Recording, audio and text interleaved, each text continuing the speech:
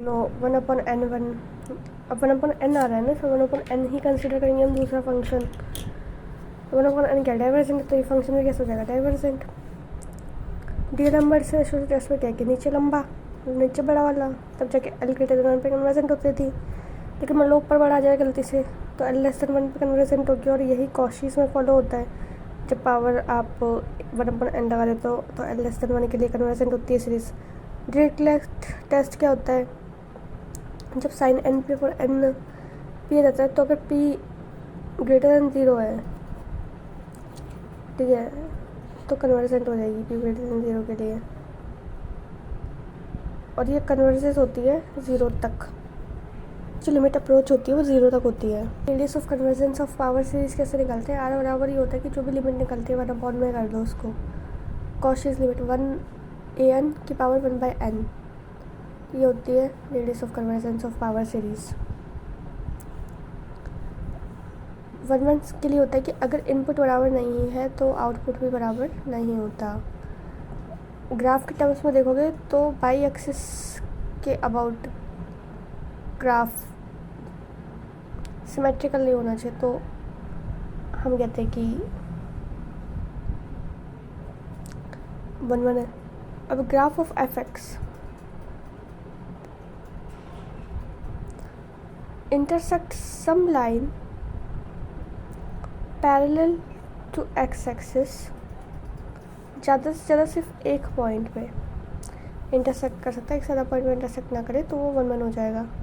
Net में आया हुआ क्वेश्चन है इसलिए बोल रही हूँ कि then graph of F intersect every parallel to X axis then that is onto, ठीक है, दैट इज़ ऑन टू।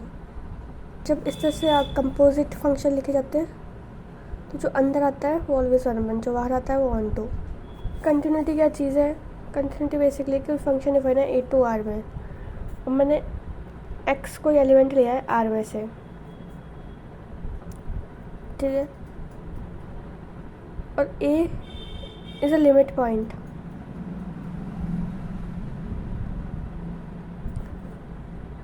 अब यहाँ पे ये कि एक्स के नेबरहुड में जो भी लिमिट वैल्यू आ रही है फंक्शन की, वो लिमिट पॉइंट रखने पर भी सेम वैल्यू आए, तब तो वो क्या हो जाएगा कंटिन्यूस फंक्शन है, ठीक है। यानी कि किसी पॉइंट पे हम कोई वैल्यू निकाल रहे हैं, उसकी लेफ्ट हैंड लिमिट और राइट हैंड लिमिट जब बराबर होती है तो फंक्शन क्या होता है कंटिन्यूस। सेकंड डेफिनेशन ये बोलता है कि अगर डोमेन की हर एक वैल्यू पे फंक्शन कंटिन्यूस है तो फंक्शन कंटिन्यूस हो गया। अगर यहाँ पे ये कि इनपुट ए तक अप्रोच हो रहा है तो आउटपुट भी उस फंक्शन तक अप्रोच होगा, तो ये भी कंटिन्यूस फंक्शन है। जैसे देखो एक्स साइन 1/x, एक तो चीज़ ध्यान रखो, चीज़ ये दिया हुआ है ना, सिर्फ आपको इनपुट बता रहा है, फंक्शन की वैल्यू नहीं बता रहा कि x 0 होगा कि नहीं होगा, सिर्फ इनपुट है, मुझे चेक करना है कि आउटपुट की वैल्यू बराबर आ रही है कि नहीं, ठीक है। तो उससे फिर आउटपुट की वैल्यू बराबर आ रही है तो फंक्शन कंटिन्यूस हो गया। टाइप ऑफ डिसकंटिन्यूटी क्या होती है, एक रिमूवेबल डिसकंटिन्यूटी होती है कि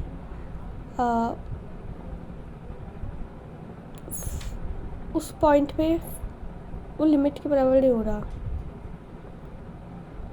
ठीक है, पॉइंट पे डिफाइन नहीं रहा, उस पर्टिकुलर पॉइंट को हटा दे तो इस टाइप की जिसमें लिमिट पॉइंट उस सेट में एग्जिस्ट ही ना करे, जिसमें फंक्शन कंटिन्यूस वो सेट में नहीं होता, तो ये रिमूवेबल टाइप की डिसकंटिन्यूटी है। जैसे कि एक एग्जांपल लो साइन एक्स अपॉन एक्स का, मुझे पता है कि एक्स बराबर 0 पर इसकी वैल्यू 1 हो जाती है, लेकिन फंक्शन की वैल्यू 0 दे रखी है, तो उस फंक्शन को दोबारा से रिमूवेबल टाइप की डिसकंटिन्यूटी दोबारा से डिफाइन कर सकते हैं। इसको डिफाइन कैसे करेंगे कि ऊपर तो फंक्शन लिखेंगे और नीचे फंक्शन की जो वैल्यू आ रही है वो रखेंगे 1, तो अब ये फंक्शन क्या हो गया totally continuous at X equal to 0।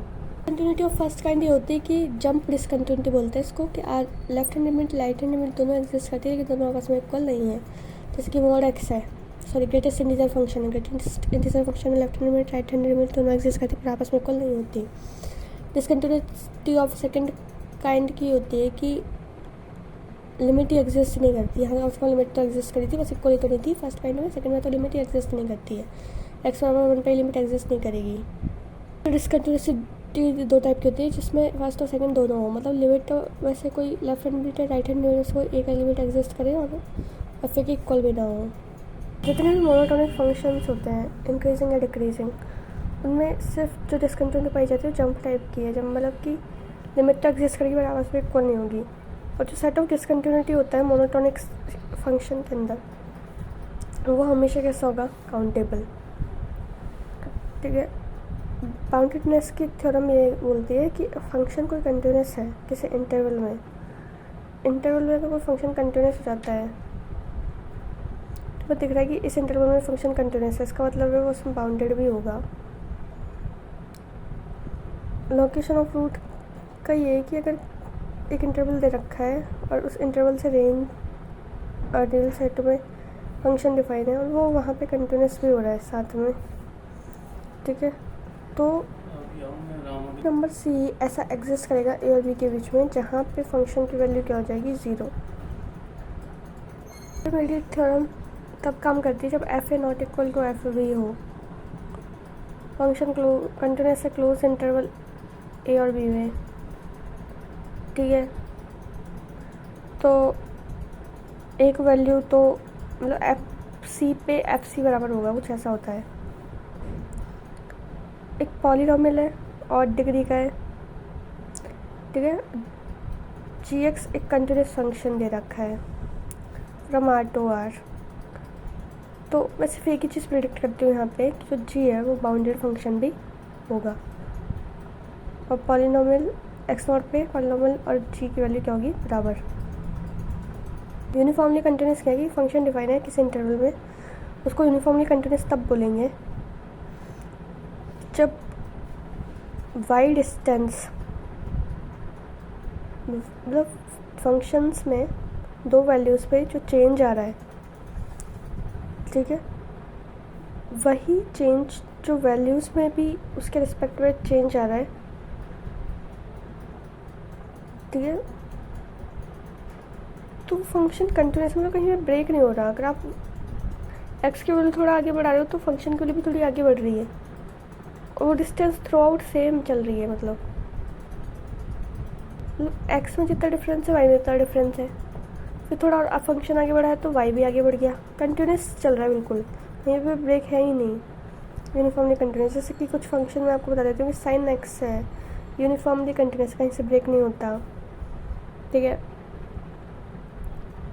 लेकिन साइन एक्स स्क्वायर क्या हो जाएगा, ये यूनिफॉर्म कन्वर्जेंट नहीं है, 0 to इन्फिनिटी के बीच में। बाकी रूट एक्स कंटिन्यूस है, एक्स कंटिन्यूस है, साइन 1/x देखते हैं नॉट कंटिन्यूस ही नहीं तो यूनिफॉर्म कंटिन्यूस कहाँ से होगा, 1/x कंटिन्यूस नहीं है 0 से 1 में, तो कंटिन्यूस कहाँ से होगा। बट यूनिफॉर्मली कन्वर्जेंट इफ ए की वैल्यू 0 से बड़ी हो जाए तो हाँ यूनिफॉर्मली कन्वर्जेंट हो जाएगा फिर कंटिन्यूस। तो अगर कोई फंक्शन है तो यूनिफॉर्मली कंटिन्यूस है किसी इंटरवल के अंदर तो वो कंटिन्यूस भी होगा, अगर यू सी है तो सी भी होगा, अगर किसी भी इंटरवल की बात होती है। लेकिन अगर क्लोज इंटरवल की बात होती है स्पेसिफिकली और साथ में कंटिन्यूस हो जाता है तो हम उसको बाउंडेड कह सकते हैं, only in the close interval. ठीक है, और अगर और कोई सा इंटरवल है तो हम कुछ नहीं कह सकते उसके बारे में, फिर तो वो यू सी होगा तब जाके वो सी बनेगा। लेकिन फंक्शन में उल्टा है कि अगर क्लोज इंटरवल में कंटिन्यूस है तो वो यू सी भी हो जाएगा, और ओपन इंटरवल में अगर उसको कोई मान लो कंटिन्यूस है ओपन इंटरवल में, तो उसी ओपन इंटरवल में उसको यूनिफॉर्मली कन्वर्जेंट तब बोलेंगे जब राइट हैंड एच एल और आर एच एल बोथ क्या करें, एग्जिस्ट करें, दोनों के दोनों एग्जिस्ट करें। जो कि यूनिफॉर्मली कंटिन्यूस फंक्शन है,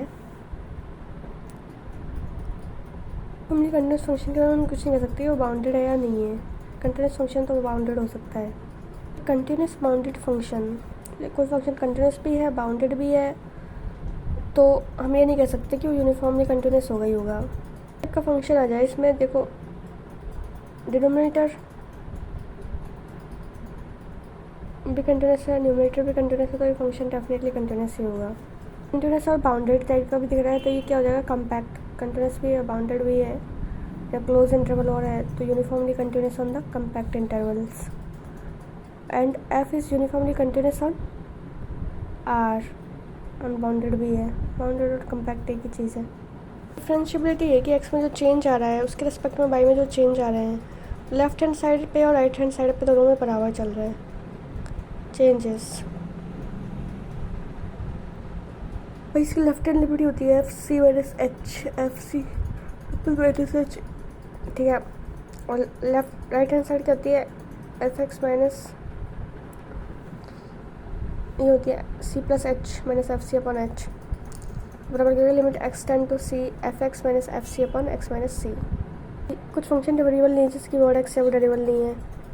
अब x square one by x है, ये तो डिफरेंशिएबल है। जब भी यहाँ पे एक्स की वैल्यू पावर ग्रेटर देन 1 आ जाती है तो डिफरेंशिएबल होता है। फिर क्या लोकल मैक्सिमा लोकल मिनिमम क्या होता है भैया? लोकल मैक्सिमा ये है कि उसको छोड़ के वो पॉइंट पे जो वैल्यू है फंक्शन की उसके आस पड़ोस में जितने भी वैल्यू है वो सबसे बड़ी वैल्यू है, तो वो लोकल मैक्सिमा हुई। लोकल मिनिमा है कि आस पड़ोस में जितनी वैल्यूज है उन सब में सबसे छोटी है तो लोकल मिनिमा। लोकल मैक्सिमा को इस तरह रिप्रेजेंट करते हैं कि हाँ ये सबसे बड़ा है इसके नेबरहुड में, एक्स के नेबरहुड में सबसे बड़ा है और एक्स के नेबरहुड में सबसे छोटा है अगर एफ सी, तो ये लोकल मिनिमा बोलते हैं।